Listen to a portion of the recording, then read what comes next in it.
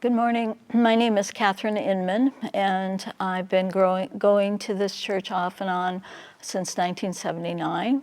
I grew up in a Methodist church. I went to camp in the summertime, and I was asked to give my life to Jesus if I wanted to, and so I went out to the field and I gave my life to Jesus.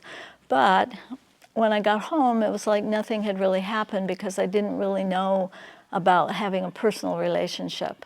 So I went on to college, really wasn't real active in going to church at that time. And so when I graduated from college and met my husband, I really didn't even think about talking to him about spiritual things. And so we got married and found out later that he did not want spiritual things in our home. It was about 9 years later when our child was born, our first child was born, that I wanted to help him to have a spiritual background. And so I talked with a friend who shared with several of us the gospel message.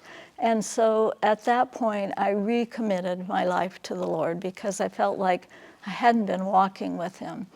And so I started mentoring with someone from here, from Northwest Hills, and I was baptized in 1979 here.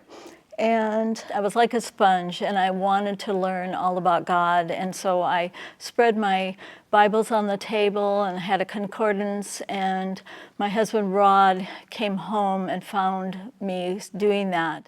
I could tell he wasn't very happy, but it was a couple weeks later that he confronted me and he said, "Katherine, you're a Jesus freak, and I don't want to be married to you any longer."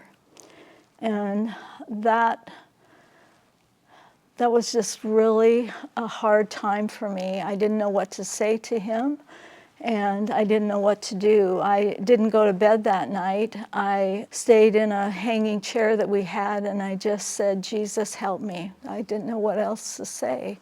I didn't know what to do. And the next morning, he woke up and he came out and he put his arms around me and he said, "Katherine, we're going to get through this."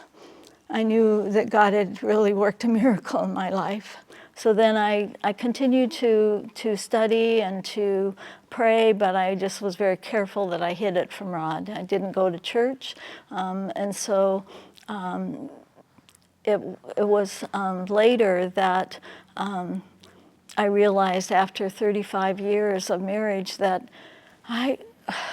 I didn't like being married to someone who didn't love the Lord. The spiritual wall between us was just too high. And so I went to a Christian counselor and said, "I want to have a ministry and I can't do it. I want to get a divorce. Will you help me?" And she said, "I can't help you with the divorce, but I will help you to look at a ministry of working with Rod, having Rod as your ministry." And I wasn't sure exactly how to do it, but I stayed with her and we worked through it, and I started paying more attention to Rod and gave him just a lot more attention, paying attention to his needs and what he needed from me as his wife. I really worked hard. It was hard work, but I realized that God was helping us, and our marriage was improving and was getting better and better. And I can say that those last 5 years of our lives, our marriage together, were the best of our marriage. I know that there are people who are living with non-Christians, and we know that God does not like unequally yoked marriages, but I want to encourage you that if you're in that kind of a situation, that God will work with you. He does forgive, and He will help you. I am so grateful to God for what He's done in my life, for giving me the additional wonderful years with my husband, and for then just helping me to grow in Him and to be able to serve Him now. I just thank you. He is an awesome God, and I'm very grateful.